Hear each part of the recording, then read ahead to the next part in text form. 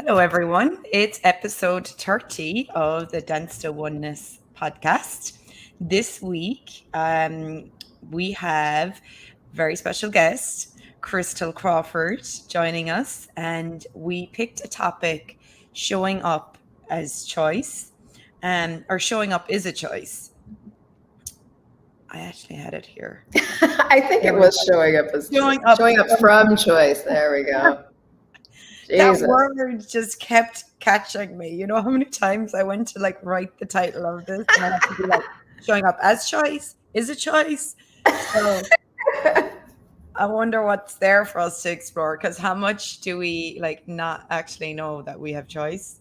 Yeah. Or that showing up has to be a choice or isn't a choice, but we force ourselves. So anyway, first I just want to introduce Christel. Christel is an access consciousness facilitator. She's also Talk to the Entity facilitator and an incredible creator. And I've watched Christel create her business and uncreate her business and create her business. I've watched you. I think the thing about it I admire most about you, Christel, is your consistency and your dedication and your commitment to always showing up over and over, no matter what's going on with you. And you are also very honest in what's going on with you. You don't pretend to have a picture perfect life. You know, you're very real about things you're going through. And I know you've spent many years building your online business and showing up over and over again online. I think I subscribe to your podcasts, and I don't know how many episodes you've done at this stage, and you show up weekly, so That's one of the things I really admire about you. And so when I asked you to come on, you were like, oh, what do you want to talk about? I was like, well, there's so many things. But I guess the first one, because if you say you want to hey, I'd like to have, what would it take to have an online business like Christel? Or what would it take to have, show up? What would it take to be more successful? The first thing does really require you to show up. Yep. Yeah. It's I see a lot of people just thinking, and maybe I did this in the beginning too, that if you have a good idea and you put it out there, then of course people will choose it. But the truth about anything that you do, it's really just anything you create, is that there's this bioenergetic nurturing that needs to occur in people's worlds from you, as you, that if it's not there, it's like throwing a seed on hard ground. It just, withers and dies. So yeah, You just say, because I know but we've heard about bioenergetic nurturing, right, from Gary Douglas, but what is bioenergetic nurturing to you? Well, to me, my mom used to have, my mom was an African violet fanatic. And it started with one violet and then went to 2 and then went to 3, but she could never do anything small. So eventually we had 20. And then she thought, if I'm going to have 20, I might as well breed them. Well, to breed African violets, you have to buy this incredible plant stand that has nutrient-based water in the base, and then has a thing on the top, a grate on the top, and then you set the violets on the top, and then their roots trickle down into this nutrient water. And that's how you propagate African violets. There's a process there that I don't remember. But so when I think about bioenergetic nurturing, I always think about that nutrient dense water that you can't soak the violets in it because they're going to drown. But they have to have access to that water in order to take from it what they require in order to bloom in the way that they can. And so to me, that's the bioenergetic nurturing and the thing about showing up. I mean, there was a lot, when I first started to do my show, the only 2 pieces I knew is that the show wanted to be, and I needed to do it. I didn't have in my world, I'm going to be bioenergetically nurturing people and this is going to create my business. And I didn't have any of that. I didn't even know what it would create.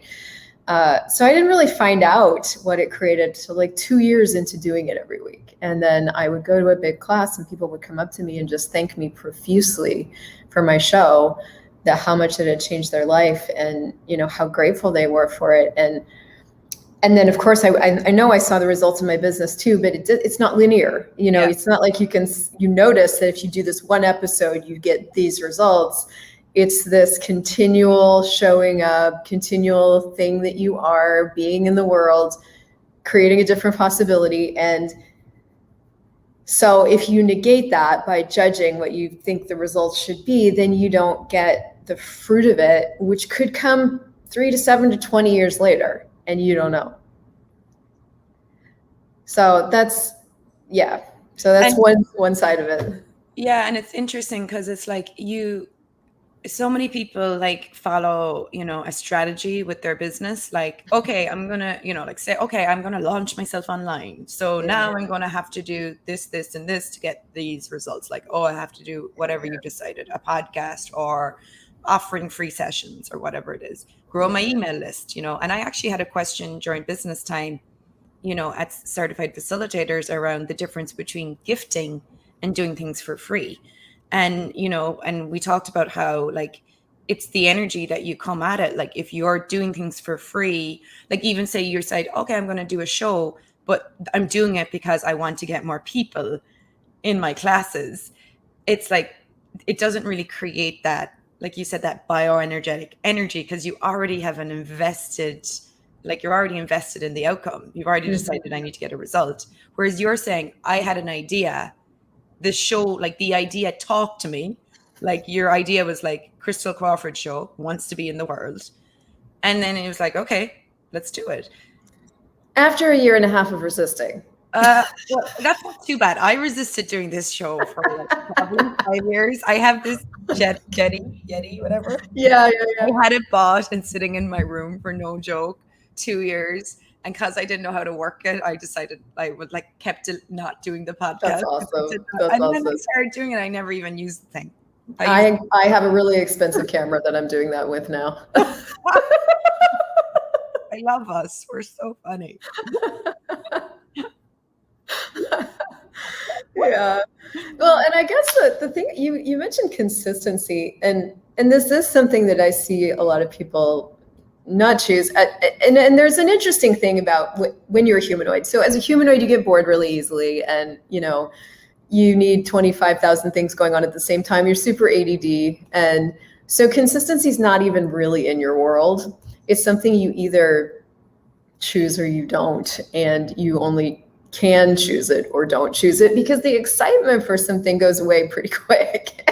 Like, it's only exciting to have a new thing for a short time, and then it's not new anymore. And so to continue to show up weekly, I actually hit a point in year 3 where I had lost all interest in the show. The energy seemed to have gone out of the show. It was just all of it. I was bored. They seemed bored. I'm like, okay, well, fuck it. So I stopped doing it for, I don't know, maybe 2 or 3 weeks. And then I started hearing people were starting to message me going, are you gonna do the thing? And so I looked at it, and I simply looked at, okay, well, I'm not super excited about it, but what will my life and my business be in 5 years if I choose it? And what will my business and life be in 5 years if I don't choose it? And it was so clear that if I would just choose it, that everything would get greater. So I started really choosing from, this is creating a greater future, instead of, this is the most fun thing I do ever in life. And that right there, I think, is the differentiator between people who succeed and people don't. That is actually a really big key point where you actually really fuck yourself up when you feed into those feelings. Because it's a feeling. Like I say that all the time to people about moving your body, because people are always like, oh, you move your body all the time. And I'm like, yeah, but I wake up in the morning and I'm like, I don't want to get out of bed. I am not a happy person in the morning. Me neither. I'm grumpy as fuck. I'm like, don't fucking talk to me. I'm like, I don't want to do anything. I just want to stay in bed, go away world. And it's just, that's how I seem to wake up. And I have all the tools, all of life comes to me with ease, joy, and glory. It runs through my head before I even get out of bed in the morning. Mm-hmm. But I know at this stage not to pay attention, not to feed into the feelings, I don't feel like getting up and moving my body, yet I know when I choose it, it creates a space in my world. And afterwards, I am way more creative, way more spacious, way more kind, way more allowance, And so I choose it based on that. And I think that's the key point too. Like, I don't also want to do this show every week either. I also don't. And even when I say to people when I'm facilitating classes, like, I don't want to come to class. I don't want to come to this class. Does anybody else want to be here either? Yeah, like, I don't want to come, but I don't pay attention to that stuff in my head. Yep. Because I know at this stage that everything in my head is a lie. Yeah. And if it's based on feelings, it's definitely a lie. Yeah. I feel. And how many times we use I feel to not create. And Yep. I don't feel like doing this today. It's not relevant how you feel. That's one of the things I tell everybody. Like, I have a new 6-month business program starting in a couple of weeks. I was looking at it. Yeah, it's awesome. Amazing. Yeah. So I mean, one of the first things you get from me in business coaching is like, well, I just, I had this idea and then I did this thing, but then it lost all its energy. And then I just, I wasn't inspired anymore. So if they ever get around to a question, because I'm never going to just like bash your head in without a question. But the first thing that comes out of my mouth is like, are you making your feelings more relevant than what this creates or doesn't create? Because that's the first place where you're going to kill any possible success. So yeah, like, that's for me, for consistency to be a choice, because it is just a choice. You have to literally not make any of your feelings relevant. And so my show is probably one of the most labor intensive, expensive things, time consuming things that I do. And it's free, like, it's a gift. And if I really sat down to calculate, it wouldn't be logical or worth, like, you couldn't, because you wouldn't be able to find the logic in it. So you literally have to then function with it from a different space in order to continue to gift what is creating something. And there's plenty of times when I do shows, I get off and someone will message me and go, oh my God, that's so good. And I'm like, oh, really? I felt like I didn't say anything. I felt like I didn't say anything. I felt like it was the worst show I've ever done in my life, and then even when people say, I listen to your show, I'm like, you do? Why? Okay. I feel like at that, yeah. Yeah. So showing up is a choice. Like, I've been starting to play with reels lately on Instagram and just doing like the little role plays. I love them. And they're so fun. And I just don't like doing them at all. Like, I really have to I know that it's time for real. Like, I know that there's a thing there. I know that I have a capacity there. I know that I have things to say. All that stuff's true. Yeah. I don't really enjoy making them that much. They're kind of a pain in the ass. Like, you do the thing, and then you got to record the thing, and then you got to edit the thing, and then you got to caption the thing, and then you got to upload the thing. Like, they're not really that fun, but the results are really fun. So I do it for what it creates and not for. Now, do I absolutely hate my life when I'm doing the reels? No, I mean, there's some enjoyment in the creativity of it, but there's always parts of everything that are like, not my favorite thing in the world. And if I were going to base it on that, I wouldn't do it. And that's the piece, I think, to highlight that piece. It's like, you're not going to love every part of the process. Like, there's going to be parts of the process, whether it's you're creating a show or whether it's like just even in creating your business, that there's going to be parts of the process you don't really love doing, but it's just part of the process. Like, you may not like paying tax, but you just do it anyway, or you may not like doing your accounts, but it's part of the process. Yeah. And then some parts you're going to like, Sometimes you'll surprise yourself. And then other times you're like, yep, knew that was going to be shitty. Okay, good. But like you said, you just do it anyway because you know what it creates. Like, I do some funny reels sometimes and I love it. Like, I love what it creates in the world. But I have the ideas and I sit with them forever. And then it's like, okay, just do it already. Because the fun part usually is the ideas, or the part that doesn't require a lot of that tedious institution, right? And I do get that at some point I could, mostly film it and then hand it over to someone else to do captions and editing and posting and all that stuff. Actually, that just occurred to me as we were talking. But Yeah. I mean, you learn that though by jumping in and going, okay, fuck it. Like, let's do it wrong, do it badly, do it anyway. Well, what I'd love to look at there with you too is, because I know this about, I think, yeah, I get this about you, that you also know how to run every part of your own business. Yes. And that's something I do too. Like, I've learned everything myself, and then like when it's time, pass it on to someone else. Yes. And so could you talk about maybe like the gift in that as well? Well, for me, the gift is I'm never going to. This is interesting because this is hitting something I'm working on right now. What I was going to say is I'm never going to be taken advantage of. I'm never going to not know what's occurring or not occurring. I will always have the information. Now, that's also interesting because I'm looking at receiving more. So whether or not that's right or not, that's why I do it. Yeah, am I a bit controlling in that? I'm totally controlling. And so this is why I've kind of prefaced that with this, because that may or may not be the way. Like, I know a lot of facilitators that don't choose that. So it's also just kind of like what works for you. Well, I think it's like what's fun for you. Like for me, I discovered Reels, like, because I wanted to discover Reels. But like there's some things in my business, like video editing, that I don't know how to do, that someone else does for me. And that I know if I needed to know how to do it, I just quickly learn it, but I'm not that interested in learning it. So I don't need to know it. But there is some things where it's like, I like to know, and then actually just eventually, if it needs to be, pass it on. So the energy of like, if it's fun for you, learn it. And if it's totally. And I think the other thing for me is I really do like learning new things, and I like to know how to do everything. So it's like, even when I was working in restaurants or forever, I thought it was so interesting to not only learn everything about the front of the house, but to go into the back of the house and go, how does this work back here?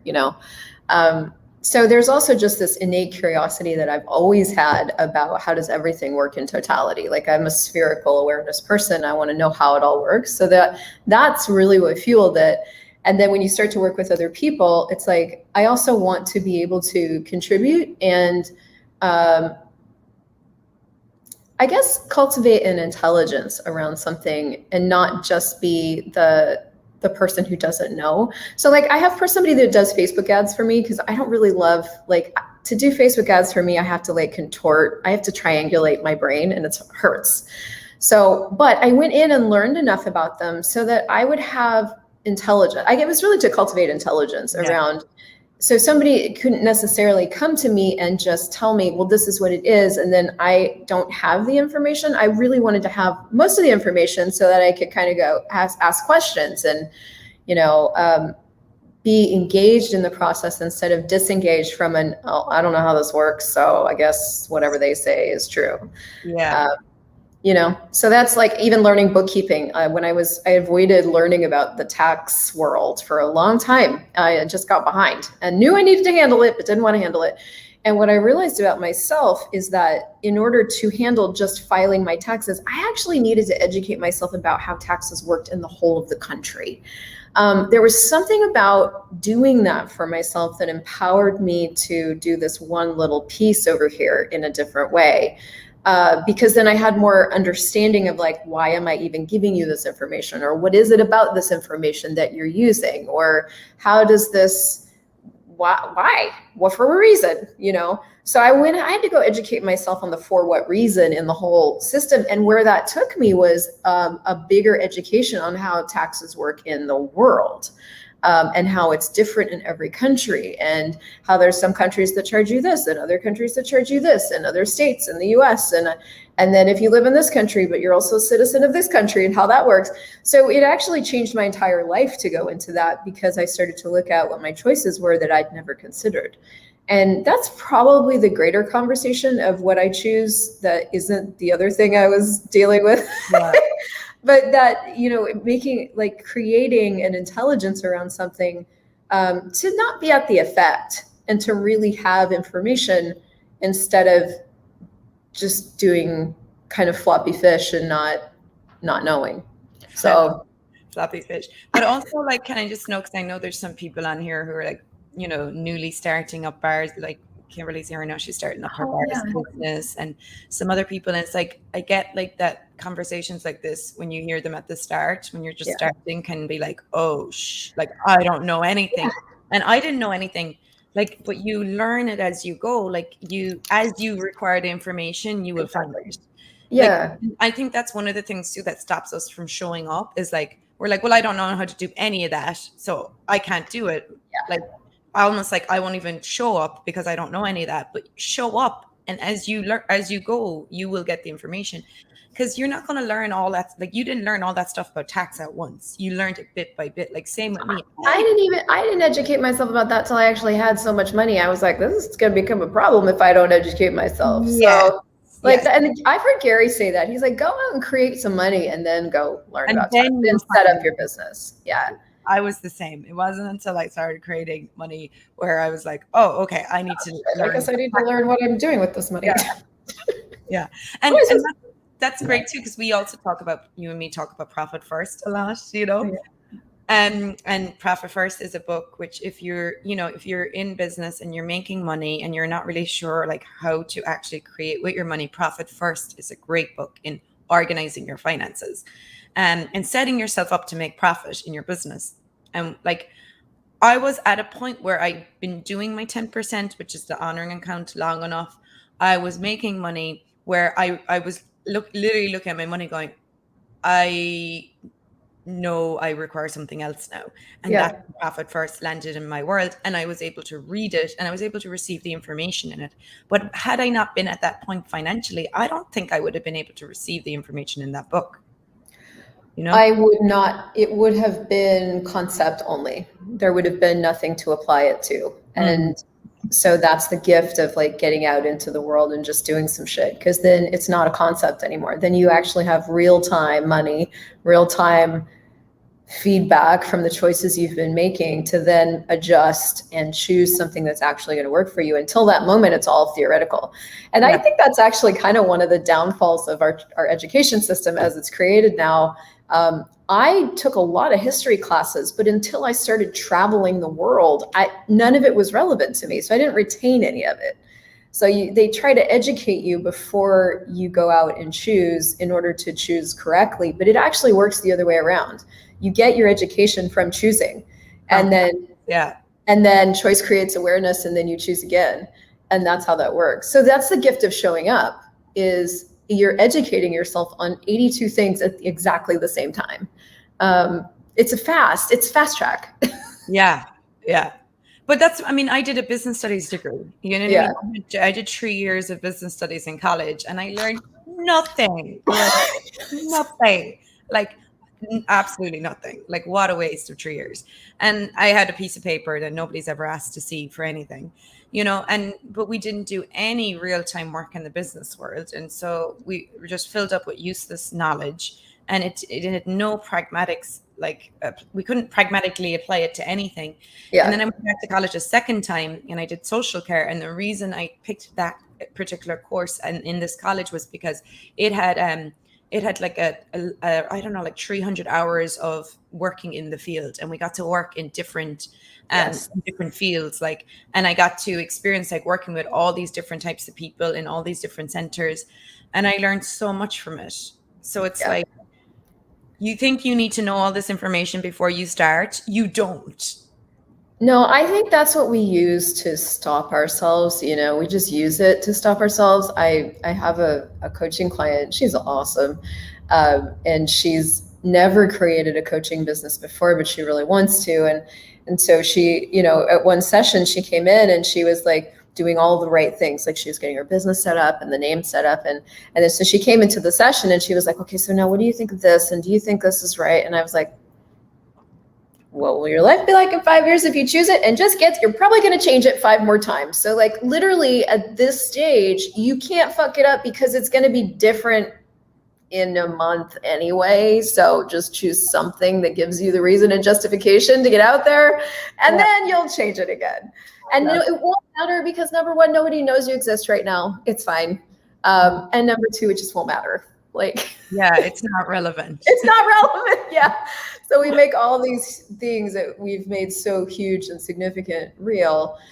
And if we would just be willing to kind of set those big, real nasty things over here for a second and just do it anyway, Show up. That would be what we require in the first place. Nobody cares about your business name. Nobody cares about you right now. Nobody even knows you. Like, nobody even knows they should care about you. You haven't given them any reason to. No. Yeah. So it's like spend a year giving them a reason to care or tell you to fuck off, and then choose a name. I love it. Yeah. So what else? Thank goodness. Yeah. Is there anything else with showing up you'd like to chat about? I wonder if anyone has any questions in the chat. Yeah. No, my brain's blank. How does it get better than that? I guess the other thing too about showing up is like kind of talking to what you just said about this, this client, like nobody knows you, like it's like allowing people to get to know you. That's the whole point of showing up. It's like I see a lot of facilitators, like they become facilitators and then they're like, here's my foundation class, but like nobody knows you. Nobody knows you. Why the fuck would I take a class from you? I'm sorry. It's like, because you put it up, because you took the time to make a graphic and you announced it, and that's the reason people should choose you. And that's, I think, where we just need to give our heads a shake and go, okay, like what's really required for this class to work? And I see facilitators that have been around for a long time doing this. So it's something that it's just something people choose. Yeah. Kim said there's a vulnerability for me allowing people to get to know me. Yeah, and I guess this does address the other piece that you said you admired, which is that I always share about my life. Mm-hmm. And I don't try to sugarcoat it. Yeah. That was honestly kind of a happy accident. What I started to recognize is if I was going to show up every week and talk about something, I couldn't talk about something from theory. I couldn't just like pick a tool and then spout off a bunch of intellectual information about it, because I'd run out of things to say in like 30 seconds. So I realized that I had to speak from an energy that was either up in my world or that I was really looking at or that was happening for me in order to have content. So it was kind of a pragmatic choice. And then it turned into this really beautiful thing that I didn't know it would be. So now that I've been doing it for a while, people come to me and they're like, oh, what does it take to like be willing to be that transparent? And I was like, I don't know what it takes for you. I know for me, I can't actually create unless I'm contributing that in my life. So yeah. So it's like, is there any other place that you could effectively speak from? Might be a great question to ask yourself. Like really look at that and go, well, if I'm not being real with what's occurring for me, will I have anything to say?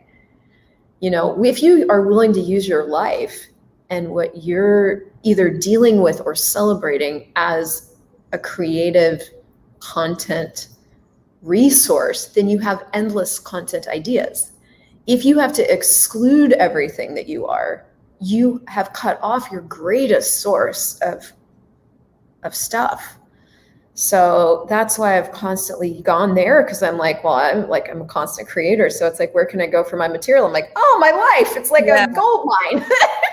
Or even like if you have to hide like if you have to hide what's going on in your life, then you don't really allow people in. And I think one of the probably misconceptions about showing up and being you in the world is that you need to be perfect or you need to have it all together, and you can't just keep going on, especially if you're conscious, and I openly talk about, my past and drugs and drink and the things I went through. And even now, like, stuff that comes up for me in relationship, things like that. But like, because I don't have it all right. I don't have it all perfect. But I think one of the things people project onto themselves and even onto others is that, oh, well, you have it all sorted, right? Like, no. I've got to have my signature class sorted, and then my message and my niche. And, the moment you go into all that, you are fucking yourself in the hardest way, because the one person you're never going to allow to be is you. There was a guy recently that was really controversial. Like, he received a lot of heat from it. It was like, he was like some relationship expert. He was a black guy, and I think he gave a lot of advice to black men on like, like being kind to their women and faithful and stuff. And then he cheated on and obviously received a ton of Of judgment course. for it, you know. But that's a prime example of where like you set yourself up in an area to be like, I have this area right, and I'm going to advise you all for you to be right in it, and then I'm actually going to fuck it up and show you how wrong I am. Because it's like if you're trying to be right and you're trying to be perfect, you're eventually going to expose yourself. Well, if you're trying to be right and perfect, your underlying belief is that you're not. Yeah. And so that you're exactly right. You're going to eventually expose what you actually know about you, which isn't even true either, but it's this conflictual universe. Yeah. So I eliminated the conflict, and I'm like, I'm just going to expose you what's happening. And then let's see where we go. And people really appreciate that, you know. It's like this, oh, thank you, you know. I don't know. I remember Shannon saying one time in some class or something about her and Max, the first few years they were together, like tearing the heads off each other. Not literally, but you know. Oh, but I can imagine it. In Yeah. arguments. And I was like, oh, okay. You know, like I don't necessarily tear the head off Mike, but you know, we have our things that come. We're going through a pretty rough 3 or 4 months for us. Like so, you know. Yeah. And it's like, and to have like someone else, you know, who you see as, because you know, Shannon would be someone that's been around much longer than me. Yeah. And I see if she's talking about that, I'm like, oh, okay, it's okay, Amy. Like, you're okay. You know, other people that you think have it all together. Because we always think someone else has it all together, you know? Of course. We're fucked up and everyone else is okay. Yeah. And I love that it's Kimberly asking these questions about being transparent, because I know Kimberly and I know what she's been through in her life. And I know she's been, you know, around a while talking about things. So being honest, because I actually, you know, I was very much trained to like sit, like, because I went to AA and 12-step meetings. So that was a whole training for many years of you're just going to sit, and when you speak, you're going to share what's going on for you, and you're going to be honest, you know. And so we were trained that way, which was great, you know. And then, but I think it's a different energy, because that was like a room full of people that were supposed to be anonymous and it's safe. There is a different energy when you show up online. Yep. And I had recently on one of my older videos, I received a comment, and this isn't common, but I received a comment that was like, oh, I started watching this because I thought it would be funny, and it turned out to be a lot of just blah, blah, blah. Yeah. And I get my comments, you know, so I looked at it and I'm like, do I respond to that? I said, oh, well, I just did, because you did.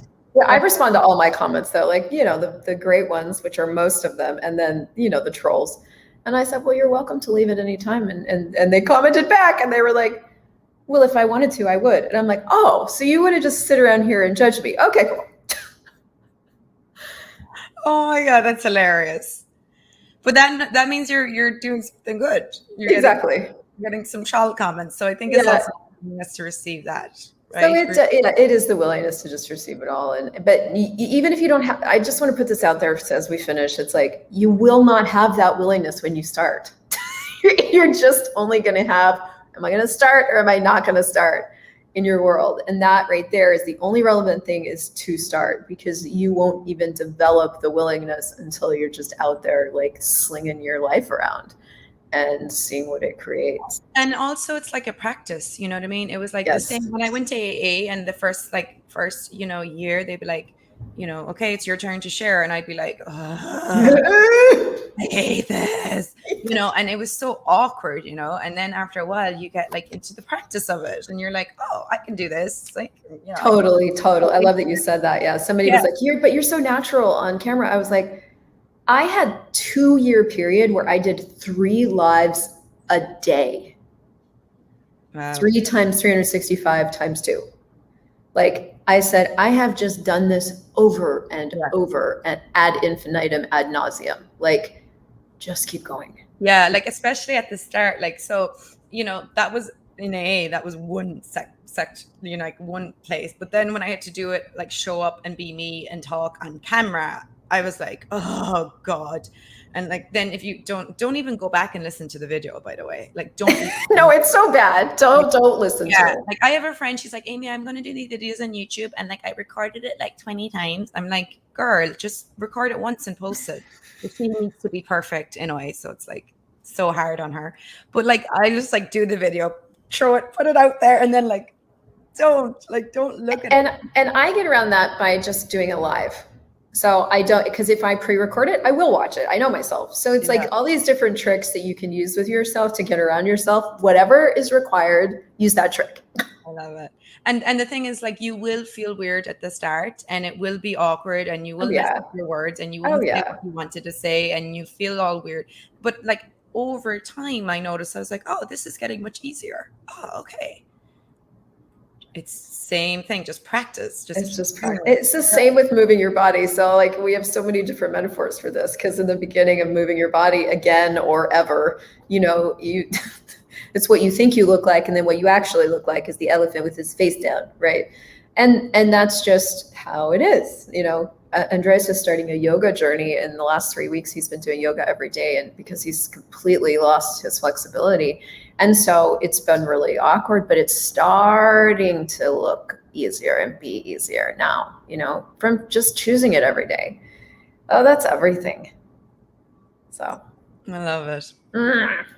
Amazing. Well, thank you, Christel. Is there anything you want to invite people to? I did post your business program. Has that started already?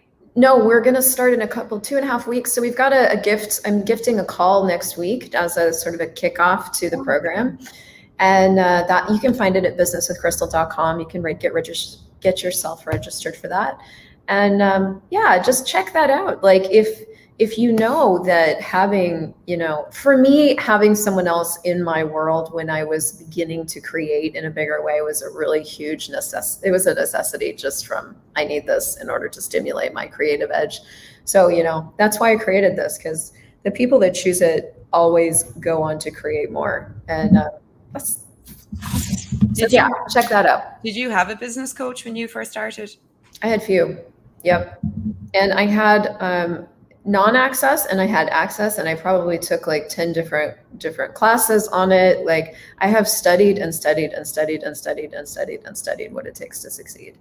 And so, what I come with is all of that, but then me. It's like what I get is really true about you and us that we're really capable of. So yeah, it's a real blend. So yeah, I've paid big money for business coaches. I love that. Just what if, because I know like people talk a lot about business coaches, like I guess what's the importance of having a business coach? Well, I think it's got to be something, first of all, that's going to create more for you. So it's like, for me, the first importance is no matter who you're considering, asking what your your business is going to be like in 5 years. To me, that's the most important thing. If adding something or somebody to your life is going to create a greater future, you wouldn't choose it for what reason, is my point of view. So I always direct people to that question, even when they're considering coaching with me. I just, another client has started with me last week, and I'm not cheap, so it's a choice. And she was, kind of worried and fearful and doubtful. And I was like, look, I said, this isn't about whether you should or shouldn't choose this, because it doesn't matter to me either way. What this is about is, if you choose this, will it create more for you? That's the thing you need to look at. So that's the first thing ever in life to look at. And if something's going to create more, that's where, for me, the price becomes irrelevant. The price is just like, okay, now what do I need to choose to have this? So I don't know if that fully answered your question, but no, it does. It does. It's like, it's the same thing as this show, showing up from choice. It's you choose from choice. Like you choose the business coach from, is this going to create a greater future? And like, just so other people know, like I actually have never had a business coach.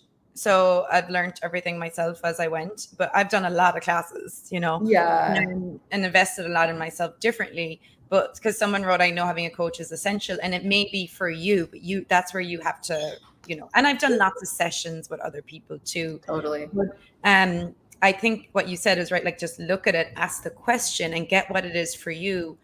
Maybe you want to clear your projections first and your conclusions, and then get to it. So it is coming from choice. And if money wasn't an issue, what would I choose? And I've also chosen things that I just thought was a good idea, and I got information from that too. So it's like, at the end of the day, it doesn't really matter from where you choose, just that you choose. Just choose. Just choose. Just choose already. Because, you know, you might be like me, be like, I can't start my business until I have a business coach, like I was with this. I know. You know? No, just start. Yeah. Just start. And actually, you know, if you do just start, then maybe the business coaching will make more sense.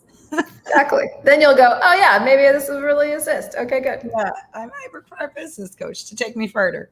Yeah. Oh, amazing. Thank you so much, Christel. Oh, And this was incredible. I'd love to have you back on another time. There's many topics. We have 8 more topics that we want to cover. Yeah. Can we talk about money next? Of course. Yeah. So guys, check it out, www.christelcrawford.com, and her business coaching program is in the comments as well. So you have a lovely business landing page. It's very beautiful. Go there, sign up for her free call. Yeah, cool. Thank you, so Amy. much, and thank you guys for joining us. Bye. See you next week. Bye.